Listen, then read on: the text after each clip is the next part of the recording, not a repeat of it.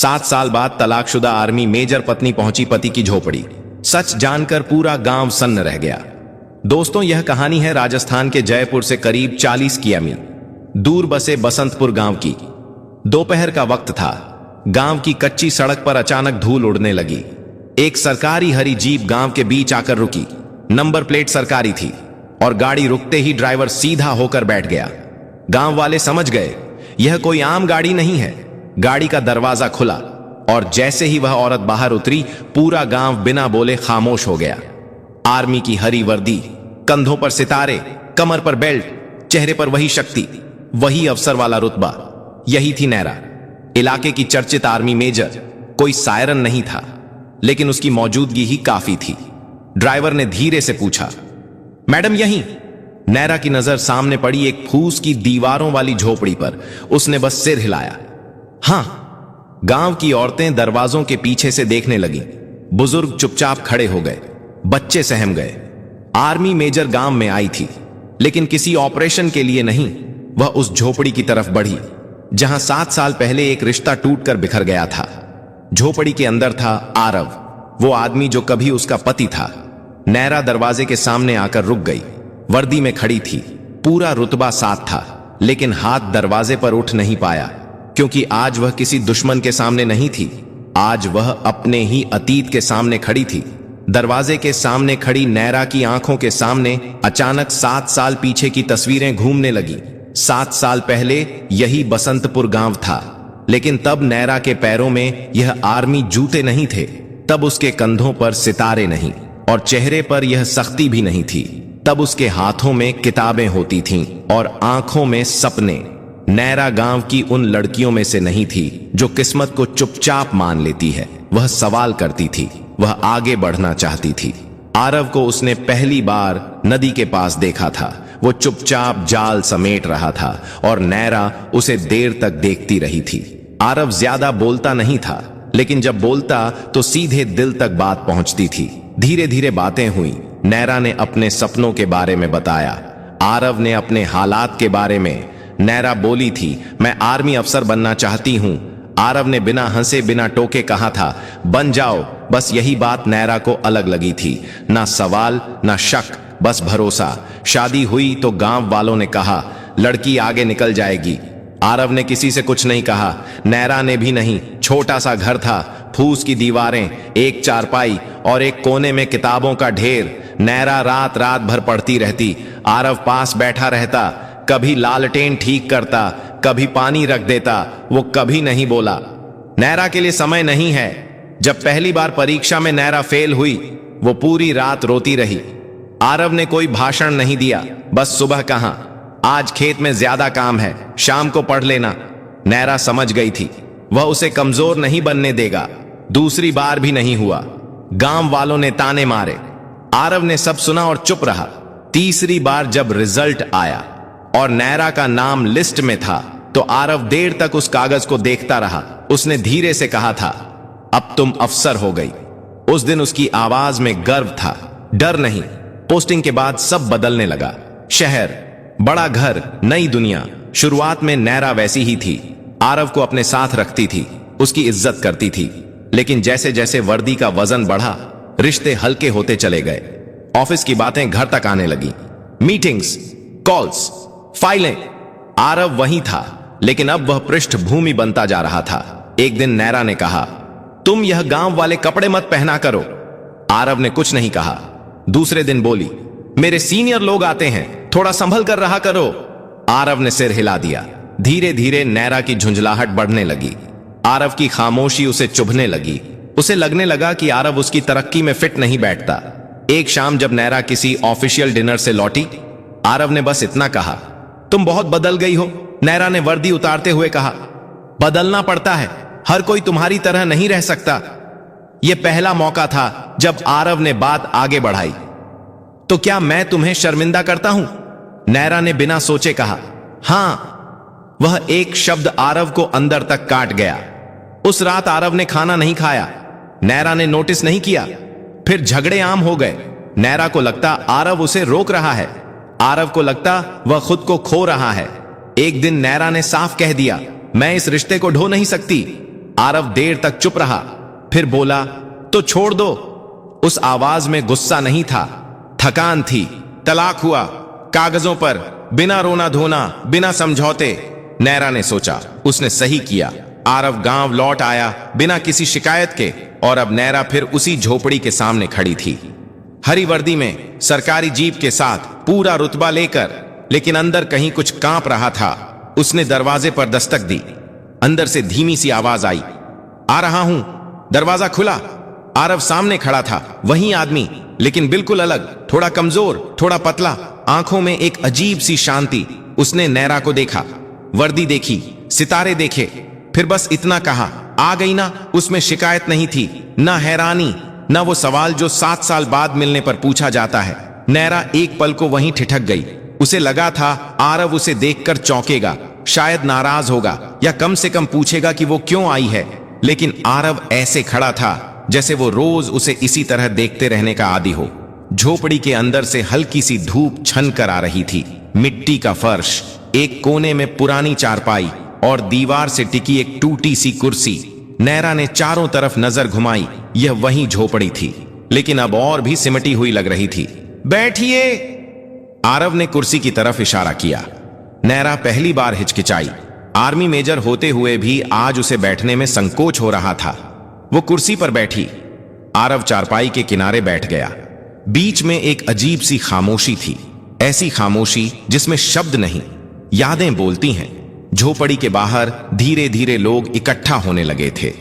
कोई खुलकर नहीं देख रहा था, सब दूर से झांक रहे थे। गांव वालों को खबर फैल चुकी थी, आरव की झोपड़ी पर आर्मी मैडम आई है। लेकिन हैरानी की बात यह थी कि कोई उत्साह नहीं था, कोई शोर नहीं था, बस चुप्पी थी। नैरा ने महसूस किया, यह चुप्पी सामान्य नहीं है। उसने धीरे से पूछा, सब ठीक है ना?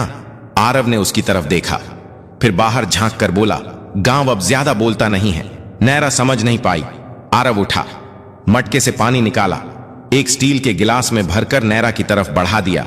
नैरा ने गिलास पकड़ते वक्त उसके हाथों को देखा। वो हाथ जो कभी उसके लिए खेत में मेहनत करते थे, अब और भी खुरदुरे हो चुके थे।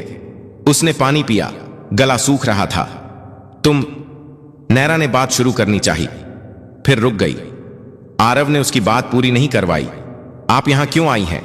पहली बार उसने तुम की जगह आप कहा। यह शब्द नैरा को अंदर तक चुभ गया। वो फिर रुकी। आर्मी मेजर के पास हर सवाल का जवाब होता है, लेकिन आज उसके पास अपने आने की वजह का जवाब नहीं था। आरव ने बिना दबाव डाले कहा, कोई जरूरी काम हो तो बोलिए। नैरा ने महसूस किया, आरव बदल गया है। वह झुका हुआ नहीं था, टूटा हुआ नहीं था, बस अलग था। बाहर खड़ी शारदा देवी आगे बढ़ी, गांव की सबसे पुरानी औरत, जो सब जानती थी। उन्होंने नैरा की वर्दी को देखा, फिर उसकी आंखों में झांक कर कहा, मैडम अंदर जगह कम है, बात बाहर कर लो तो अच्छा रहेगा। नैरा बाहर आई। अब पूरा गांव सामने था, लेकिन कोई नारे नहीं, कोई सवाल नहीं, बस नजरें। शारदा देवी ने भारी आवाज में कहा, आप 7 साल बाद आई हैं। नैरा ने सिर झुकाया और आपने पूछा, सब ठीक है या नहीं? शारदा देवी रुकी, फिर बोली, सब ठीक तब होता जब आरव बोल पाता। नैरा चौंकी, मतलब? अब एक एक करके लोग बोलने लगे। तलाक के बाद आरव ने गांव छोड़ने की कोशिश की थी, शहर गया था काम ढूंढने, लेकिन हर जगह लोग पूछते थे, आर्मी मेजर का पति होकर मजदूरी। लोग हंसते थे, कुछ लोग ताना मारते थे। नैरा की सांसें तेज हो गई। शारदा देवी ने आगे कहा, लेकिन आरव ने कभी नहीं बताया कि आपने उसे छोड़ा। वो कहता था, गलती मेरी हो गई। यह सुनकर नैरा की आंखें भर आईं। एक आदमी बोला, एक बार कैंप में उसे बुलाया गया था। नैरा ने चौंक कर पूछा, क्यों? किसी झूठे केस में? आदमी ने कहा, लोगों ने कहा, आर्मी मेजर की बीवी का नाम लेकर धमकाता है। आरव ने बस इतना कहा, नाम मत लो, वह अब मेरी नहीं है। गांव सन्न था। नैरा को लग रहा था हर शब्द उसके सीने पर चोट कर रहा था। शारदा देवी ने आखिरी बात कही, मैडम। आरव ने आपकी वजह से अपनी आवाज खो दी। अब वह बोलता नहीं है, क्योंकि जब बोलता था तो लोग हंसते थे। नैरा पीछे मुड़ी। आरव झोपड़ी के दरवाजे पर खड़ा था, चुप, शांत, जैसे यह सब बातें उसकी नहीं, किसी और की हो। नैरा ने कांपती आवाज में पूछा, यह सब तुमने मुझे कभी क्यों नहीं बताया? आरव ने पहली बार सीधे आंखों में देखा। आपने कभी पूछा ही नहीं। यह बात नैरा को किसी थप्पड़ की तरह लगा। गांव फिर खामोश हो गया। अब नैरा समझने लगी थी, यह सिर्फ एक टूटा हुआ रिश्ता नहीं था, यह एक आदमी की चुपचाप कुर्बानी थी और उसे महसूस हो रहा था यह सिर्फ शुरुआत है। अभी वह सच सामने आना बाकी है जो सिर्फ उसे नहीं, पूरे बसंतपुर गांव को और भी सन्न कर देने वाला था। खैर, बसंतपुर गांव की हवा अचानक भारी हो गई थी। ऐसी नहीं कि आंधी आ गई हो, बल्कि ऐसी कि हर किसी की सांस में कोई बात अटक गई हो। नैरा चुपचाप खड़ी थी, हरी वर्दी में, लेकिन अब उसकी पीठ सीधी नहीं थी। उसने सोचा था वह आई है, देखेगी, 2 बातें करेगी और चली जाएगी। लेकिन गांव के लोगों की आंखों में जो चुप्पी थी वह किसी आम कहानी की नहीं थी। शारदा देवी ने धीरे से कहा, मैडम, अभी जो आपने सुना वो पूरा सच नहीं है। नैरा का दिल बैठ सा गया। और क्या बचा है? शारदा देवी ने एक गहरी सांस ली। जो बात आरव ने हमें भी बहुत बाद में बताई, वो बात। आरव झोपड़ी के बाहर आकर चौखट पर बैठ गया। वह अब भी कुछ नहीं बोल रहा था, जैसे तय कर लिया हो कि उसकी कहानी अब दूसरों के जरिए ही सामने आएगी। गांव के एक बुजुर्ग आगे आए। उनका नाम था भगवान दास। उन्होंने नैरा की वर्दी देखी, फिर आसमान की तरफ देखा और बोले, तलाक के करीब 8 महीने बाद आप आई हैं। एक रात आरव गांव लौटा था, चेहरे पर चोट थी। नैरा ने तेजी से पूछा, चोट कैसी? भगवान दास ने कहा, कैंप से आई थी। नैरा का दिल जोर से धड़क उठा। एक ठेकेदार ने झूठा केस कर दिया था। वो बोले, कह दिया कि आरव ने उसे धमकाया है, आर्मी मेजर की बीवी का नाम लेकर। नैरा की आंखें फैल गईं। कैंप में उसे घंटों बैठाया गया। एक और आदमी बोला, पूछताछ हुई और जब किसी ने कहा, बीवी से एक बार बात कर लो, वह आर्मी मेजर है, 1 मिनट में छूट जाओगे। भगवान दास की आवाज भारी हो गई तो आरव ने साफ कहा, वो मेरी बीवी नहीं है और उसका नाम मत लो। नैरा का सिर झुक गया। शारदा देवी ने आगे कहा, मैडम, उस रात आरव आपसे मदद मांग सकता था, लेकिन उसने नहीं मांगी। उसने कहा, अगर मेरे नाम से उसकी इज्जत पर आंच आई तो मैं खुद को कभी माफ नहीं कर पाऊंगा। नैरा की आंखों से आंसू बहने लगे। वो चाहकर भी रोक नहीं पाई। उसने पहली बार महसूस किया, जिस आदमी को वह कमजोर समझती रही, उसने उसकी ताकत की सबसे बड़ी कीमत खुद चुकाई थी। नैरा की उंगलियां कांपने लगीं। शारदा देवी ने आखिरी बात कही, मैडम, आरव ने आपसे दूरी नफरत में नहीं बनाई, उसने दूरी बनाई ताकि आपकी पहचान उसके हालात से छोटी ना लगे। पूरा गांव खामोश था। नैरा को लग रहा था वो अब खड़ी नहीं है, कहीं भीतर गिरती जा रही है। उसने आरव की तरफ देखा। यह सब सच है। आरव ने सिर हिलाया। बस इतना। तुमने मुझे कभी बताया क्यों नहीं? आरव ने पहली बार लंबी बात की। आप अफसर थीं, उसने शांति से कहा, और मैं आपकी परेशानी नहीं बनना चाहता था। यह शब्द नैरा के दिल में उतर गए। मैंने सोचा था। आरव बोला, आप ऊपर जा रही हैं, मैं नीचे रहकर आपका नाम साफ रख लूं। गांव वालों की आंखें भर आईं। नैरा ने पहली बार अपने कंधों के सितारों को देखा। वो सितारे आज उसे बोझ लग रहे थे। उसने धीमी आवाज में कहा, अगर मुझे पता होता। आरव ने बीच में ही रोक दिया। अब पता चल गया है। उसके शब्दों में कोई इल्जाम नहीं था, बस एक सीमा थी। उसी पल नैरा को समझ आया, यह कहानी अब पीछे नहीं जा सकती। जो टूट चुका है वो जोड़ने से पहले समझना पड़ता है, और उसे साफ दिख रहा था अभी सबसे मुश्किल हिस्सा बाकी है। क्योंकि अब सवाल यह नहीं था कि सच क्या था, सवाल यह था अब इसके बाद क्या। खैर, अब दोपहर हो चुका था, लेकिन नैरा को पहली बार अपनी हरी वर्दी भारी लग रही थी। ऐसी भारी जैसे कंधों के सितारे नहीं, किसी की चुप्पी टंगी हो। आरव झोपड़ी की चौखट पर खड़ा था, आंखें सामने, आवाज भीतर। नैरा उसके सामने खड़ी थी, अफसर की तरह नहीं, एक ऐसे इंसान की तरह जिसे पहली बार अपने ही फैसलों से डर लग रहा हो। उसने गला साफ किया, आरव, मैं यहां सिर्फ देखने नहीं आई। आरव ने उसकी तरफ देखा, फिर नजर हटा ली। देख लिया, अब जाइए, यह जाइए। नैरा को किसी आदेश से ज्यादा एक बंद दरवाजा लगा। मैं मदद करना चाहती हूं, नैरा ने कहा। आवाज में रुतबा नहीं था, सिर्फ कोशिश थी। आरव हल्का सा मुस्कुराया। मदद? उस मुस्कान में तंज नहीं था, थकान थी। हां दोस्तों, कहानी अभी खत्म नहीं हुई है। नैरा बोली, तुम्हारे लिए घर, काम, इलाज, जो भी चाहिए। आरव ने पहली बार हाथ उठाकर उसे रोका। बस गांव की हवा ठहर गई। मैडम, उसने जानबूझकर कहा, आप बहुत बड़ी अफसर हैं, आपके पास सब कुछ है, लेकिन जो आप दे रही हैं वो मेरे पास पहले से था। नैरा को समझ नहीं आया। क्या? इज्जत? आरव ने बिना ऊंची आवाज में कहा, जो मैंने तब खोई जब आपने कहा था कि मैं आपके लेवल का नहीं हूं। यह बात नैरा को उसी शाम में ले गई जब उसने गुस्से में वह बात कह दी थी, और आरव चुप रहा था। उसने आगे बढ़कर कहा, मैं माफी मांगने आई हूं। आरव ने सिर झुका लिया। माफी बहुत बड़ी चीज है, लेकिन उससे सब वापस नहीं आता। नैरा ने गांव की तरफ देखा। शारदा देवी, भगवान दास सब खड़े थे, चुपचाप देखते हुए। नैरा ने हिम्मत जुटाई, अगर मैं चाहूं तो तुम्हारे लिए सब आसान कर सकती हूं। यह कहते ही उसे एहसास हुआ वह फिर वही कर रही है जिससे आरव दूर भागा था। आरव ने शांति से कहा, यही तो फर्क है मैडम, आप कर सकती हैं, कहती हैं, और मैं चाहता हूं, सुनना चाहता हूं।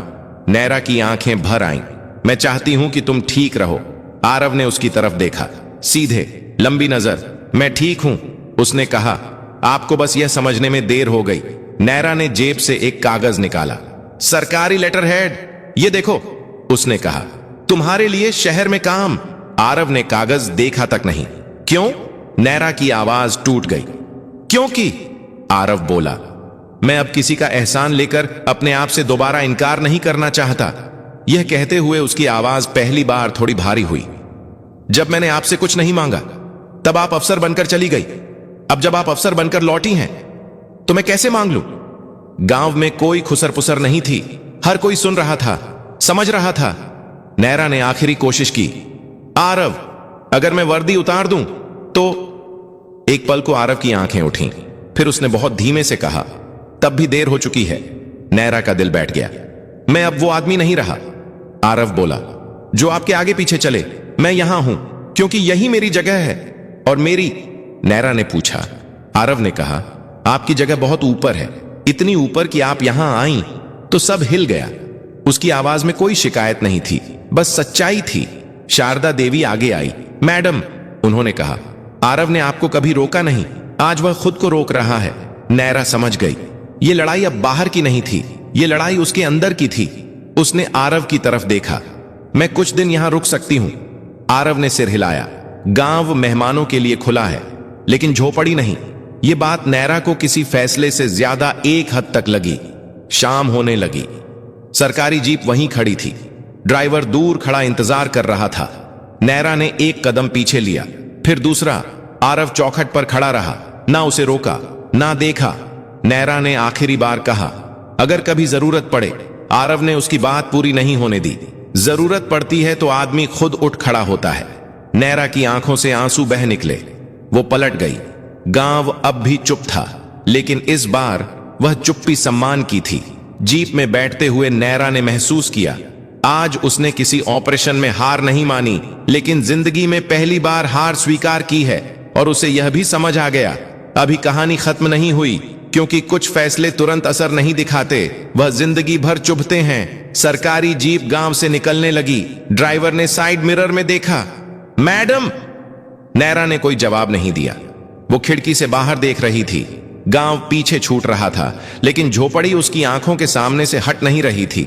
वही झोपड़ी, वही चौखट, और उस पर खड़ा एक आदमी जो कभी उसकी जिंदगी था और अब उसकी सबसे बड़ी हार। आरव वहीं खड़ा रहा। उसने जीप को जाते हुए नहीं देखा। वो जानता था, अगर देख लिया तो शायद वह फैसला डगमगा जाए जो उसने बड़ी मुश्किल से लिया था।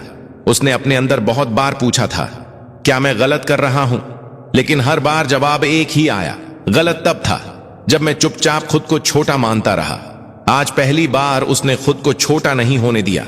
गांव में कोई जश्न नहीं था, कोई चर्चा नहीं थी, बस एक अजीब सी शांति थी। शारदा देवी ने आरव के पास आकर कहा, बेटा तूने सही किया। आरव ने सिर झुका लिया। शारदा देवी, सही गलत नहीं पता, बस इतना पता है, अगर आज झुक गया तो खुद को कभी नहीं देख पाऊंगा। भगवान दास ने कहा, आज तू गरीब रहा लेकिन छोटा नहीं रहा। आरव ने कुछ नहीं कहा। वह झोपड़ी के अंदर चला गया। चारपाई पर बैठा, दीवार की तरफ देखा। वो दीवार जिस पर कभी नैरा के सपने टंगे थे, अब वहां सिर्फ सन्नाटा था। लेकिन यह सन्नाटा कमजोरी का नहीं था, यह सन्नाटा आत्मसम्मान का था। उधर जीप शहर की तरफ बढ़ रही थी। नैरा अब आर्मी मेजर नहीं लग रही थी, वह बस एक ऐसी औरत लग रही थी जिसके पास सब कुछ है, सिवाय उस इंसान के जिसने उसे सब कुछ बनने दिया था। ड्राइवर ने हिम्मत करके पूछा, मैडम, सीधे गेस्ट हाउस।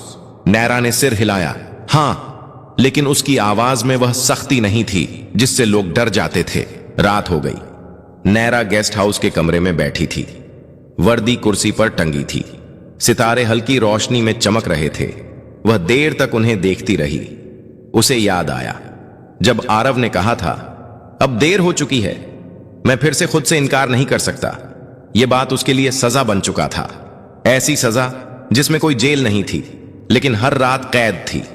अगले दिन ऑफिस में सब कुछ सामान्य था। फाइलें, मीटिंग्स, सलाम। एक जूनियर अफसर ने कहा, मैडम कल का इंस्पेक्शन बहुत सख्त था। नैरा ने सिर हिलाया। ठीक है, सब कुछ वही था, लेकिन कुछ भी पहले जैसा नहीं था। अब जब कोई उसे मैडम कहता तो उसे आरव का आप याद आ जाता। अब जब कोई उसके फैसले की तारीफ करता तो उसे वह दिन याद आता जब उसने एक इंसान को अपने लेवल का नहीं समझा था। महीने बीत गए। नैरा का ट्रांसफर हो गया। नई जगह, नई जिम्मेदारी, पद बढ़ा, नाम और बड़ा हुआ, लेकिन रातें और लंबी हो गईं। हर बार जब वह शीशे में खुद को देखती, उसे वर्दी नहीं दिखती थी, उसे वह औरत दिखती थी जो अगर समय पर रुक जाती तो शायद आज अकेली ना होती। और आरव वहीं रहा, झोपड़ी वहीं, काम वही, जिंदगी साधारण। लेकिन गांव में अब लोग उसे सिर झुकाकर देखते थे। किसी ने नहीं कहा आर्मी मेजर का पति, सब कहते थे वो आदमी जिसने अफसर के सामने भी खुद को नहीं बेचा। आरव ने कभी नैरा की मदद नहीं ली, कभी उसके नाम का सहारा नहीं लिया। वो जानता था अगर इज्जत उधार की हो तो आत्मा कर्ज में चली जाती है। एक दिन गांव में खबर आई, मैडम ने बड़ा ऑपरेशन किया है। लोग बोले बहुत बड़ी अफसर है। आरव ने सुना, चुप रहा। उसने कभी बद्दुआ नहीं दी, कभी शिकायत नहीं की। उसके लिए नैरा अब एक बीता हुआ समय था जिससे सीख मिली थी, लेकिन जिसे दोबारा पढ़ना जरूरी नहीं था। कई साल बाद नैरा एक कॉन्फ्रेंस में थी। स्टेज पर बैठी, तालियां बज रही थीं, लेकिन अचानक उसे लगा जैसे वह तालियां उसके लिए नहीं, उस फैसले के लिए बज रही हैं जो उसने कभी लिया ही नहीं। उसने आंखें बंद कर लीं और पहली बार खुले मंच पर नहीं, खुद के अंदर वो टूट गई। दोस्तों, एक आदमी ने अपना आत्मसम्मान बचा लिया और एक औरत ने पद, प्रतिष्ठा, ताकत, सब कुछ बचा लिया, लेकिन जिंदगी भर की एक ऐसी चुभन ले ली जो हर सलाम, हर तालियों के बीच उसे याद दिलाती रही। कुछ रिश्ते देर से समझे जाएं तो माफी भी हार बन जाती है, और यही वजह थी कि उस दिन बसंतपुर गांव सन्न नहीं हुआ था, वो इतिहास बन गया था। अब सवाल आपसे है, अगर आप आरव की जगह होते तो क्या आत्मसम्मान के लिए वही फैसला लेते या फिर माफ करके रिश्ता दोबारा जोड़ने की कोशिश करते? और एक बात ईमानदारी से बताइए, क्या किसी इंसान को तब छोड़ देना सही है जब वह आपके सबसे बुरे वक्त में आपके साथ रहा हो, या फिर पद, पहचान और हालात सच में रिश्तों से बड़े हो जाते हैं? कमेंट में सिर्फ जवाब मत लिखिए, अपने दिल की सच्ची बात दिल से लिखिए। अगर यह कहानी आपके दिल को छू गई हो तो वीडियो को लाइक कीजिए, शेयर कीजिए, और ऐसे ही सच्चे, गहरे और दिल को झकझोर देने वाले कहानियों के लिए चैनल डार्क स्पायर स्टोरीज दृष्टि को सब्सक्राइब करना मत भूलिए। मिलते हैं अगली कहानी में, जहां फिर एक फैसला, एक खामोशी और एक सच आपका इंतजार करेगा।